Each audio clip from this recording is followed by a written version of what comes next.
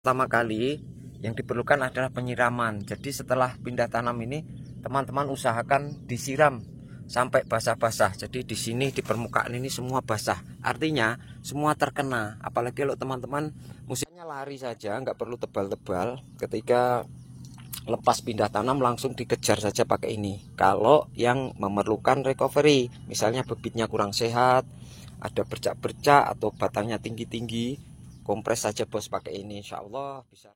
Bosku, teman-teman petani semangka dimanapun berada, alhamdulillah kemarau basah bosku ya.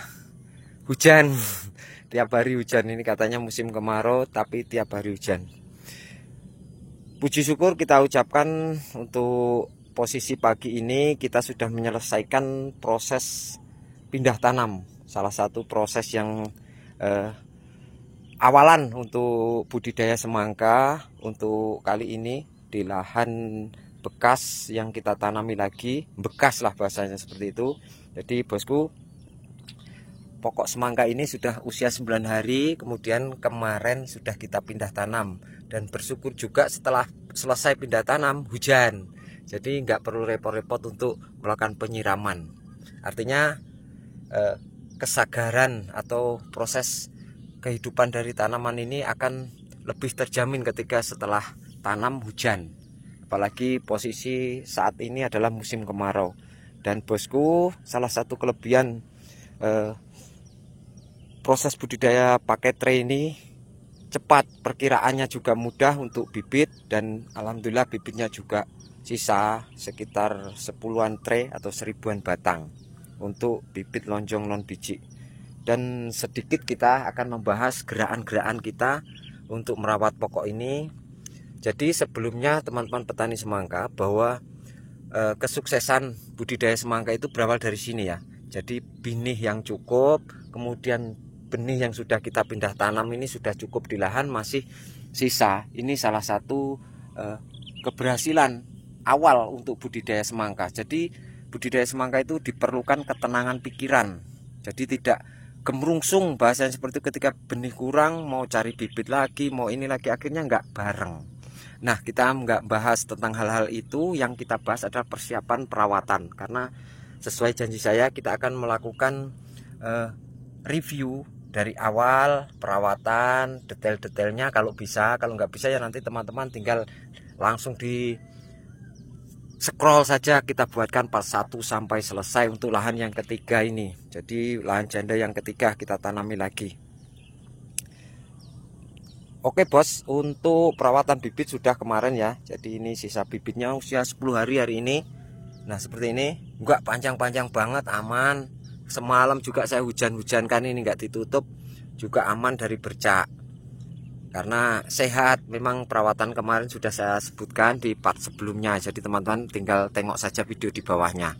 Baik, hal-hal yang diperlukan untuk menjaga pokok ini minimal 1-7 HST kita siapkan untuk pestisida maupun nutrisi.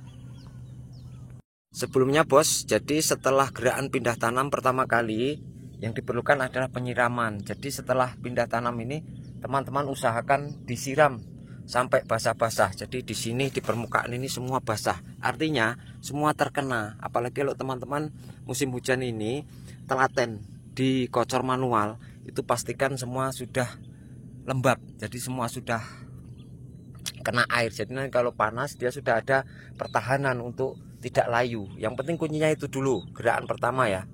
Jadi kemudian yang kedua kita membahas tentang persiapan pestisida untuk pokok ini 1-7 HST. Nah teman-teman yang bertanya, kebanyakan teman-teman kalau yang takut pokoknya stres ketika dipindah tanam menggunakan polybag, biasanya terpencet-pencet ya, di akarnya ada yang patah, nanti tahu-tahu mati atau gosong atau lanas atau patah, teman-teman bisa langsung kompreskan ini. Kalau ini bisa dipakai juga ketika lepas munggel atau lepas totogolor, lepas bagi ranting. Ini adalah recovery, sifatnya organik ya bos, kandungannya ada di sini semua, ada NPK, ada asam amino, banyak sekali. Teman-teman tinggal beli saja, namanya recovery. Ini sifatnya organik, tapi bagus juga bila takut stres.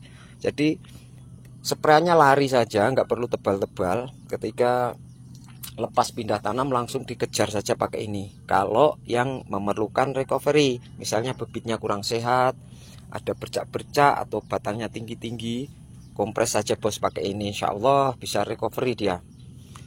Sekali saja setelah tanam, sekali kompres ini saja sebelum disemprotkan pestisida lainnya. Lalu kemudian tentang kompresan baiknya 3 HST bos ya. Pertama kali biasanya kalau tidak ada masalah, misalnya tidak ada oteng-oteng atau tidak ada jangkrik atau kutu-kutuan atau bahkan ulat, teman-teman kompreskan saja nutrisi ini. Ini fungisida antrakol paten, ini biasa dipakai, kemudian CPT atonik. Bila tidak bermasalah, kalau bermasalah teman-teman misalnya ada oteng-oteng, bisa ditambahkan Alika. Waduh, ini keliru ya, anak buah ini malah ngambil Agrimek, ini Alika bos, atau OBR.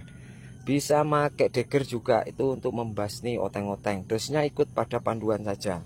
Misalnya pakai Antonik ini masih lambat juga pupusnya, teman-teman bisa menggunakan Biges. Nah, Biges ini bagus juga untuk CPT-nya atau Gibro lah ya, seperti itu. Kemudian kalau ada ulat, teman-teman bisa gunakan obat ulat yang sedang saja, maksudnya bahan aktif adem. Kalau saya pakai biasa ini ya, insek emamectin benzoat dengan merek Siklon.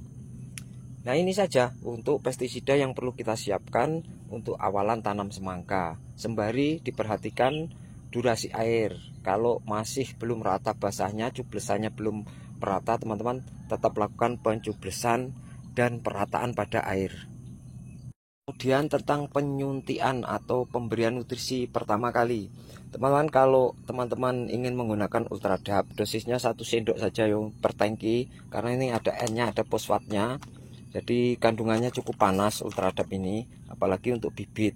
Tapi kalau teman-teman menggunakan Neokristalon, sama saja 1 sendok per tangki, itu untuk cepat memberikan kesegaran pada tanaman. Ini 3 HST berani masuk bos ya. Kalau saya paling bagus 5 HST, cuma kalau memang diperkirakan pupuk dasarnya kurang, teman-teman segera susul pakai ini. Insya Allah nanti sudah segar, baru teman-teman kasih masuk Bas atau Mutiara 1616. Jangan langsung ke Mutiara, takutnya pokok belum normal benar, belum sehat benar, masuk Mutiara justru malah tumbang pokoknya, karena belum mampu diberikan nutrisi berupa pupuk kimia. Nah, itu saja, komplit bos ya. Jangan ditanyakan lagi. Kalau kemarin yang minta dikompletkan, ini sudah saya kompletkan videonya. Mudah-mudahan bermanfaat, lancar jaya budidaya kita. Semua teman-teman sukses untuk budidaya semangka.